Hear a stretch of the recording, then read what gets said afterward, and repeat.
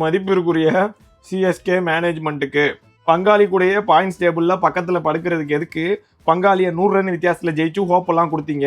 நீங்கள் அந்த மேட்ச் ஆடினதை பார்த்துட்டு 2 மேட்ச்சு எல்எஸ்ஜி கூட, 2 மேட்ச்சு ஜிடி கூட, 1 மேட்ச்சு நம்ம பங்காளி எம்ஐ கூட எப்படியாவது ஜெயிச்சு பிளே ஆஃப் போயிடலாம் அப்படின்லாம் கால்குலேட்டர் வச்சு கணக்கு போட்டுக்கிட்டு இருந்தா நீங்கள் என்னடானா இப்படி ஆடுறீங்க. நமக்கு 180+ சேஸ் வராதுன்னு தெரிஞ்சும் அந்த கில்லு பையன் டாஸை ஜெயிச்சு பவுலிங் ஃபஸ்ட்டு எடுத்தான்னு ஒரு ஹோப் வந்துச்சு. ஆனால் சிராஜும் ரபாடாவும் சூப்பராக போட்டாங்க. நமக்கு ஒரே ஒரு ஆள் ஒழுங்காக ஆடிட்டு இருந்தார், சஞ்சு சாம்சனு.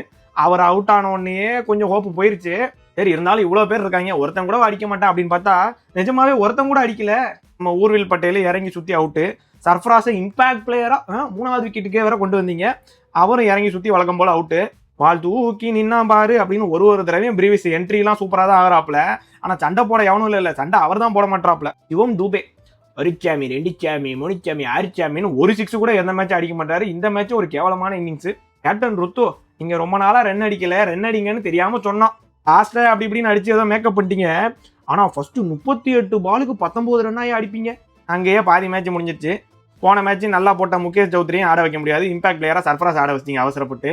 டாப் 3 தான் பேட்டிங் இருக்கு ஜிடிக்கு. எப்படியாவது 180க்குள்ள வச்சு அவங்களே சேஸ் பண்ணிக்கலாம் தான் பிளான். அதுக்கேற்ற மாதிரியே நீங்களும் ஒரு ஸ்கோர் அடிச்சிங்க. சாய் சுதர்சனுக்கு சிஎஸ்கே மேலே என்ன காண்டுன்னு தெரில. இந்த 2023 ஃபைனல்லையும் பார்த்தோம், இப்பையும் பார்த்தோம், போட்டு பொழந்து எடுத்துட்டாப்புல. நேற்று 2 மேட்ச் நடந்தது, 1000 ரன் அடிச்சானுங்க.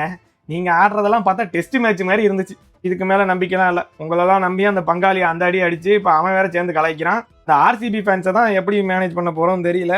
14 கோடி கொடுத்து 2 தம்பிங்களை எடுத்தீங்களே. ஆயுஷ் மாத்திரைக்கு ஒரு கால் ஒழுங்காக இருந்தால் கூட அவரை வந்து ஆட சொல்லுங்க. அவரையும் சஞ்சுவையும் விட்டா நீங்கள் யாரும் அடிக்கிற மாதிரி தெரியல. நீங்கள் நிஜமாவே ஈஸியாக ஜெயிப்பீங்கன்னு நம்பிக்கிட்டு இருந்தேன்டா.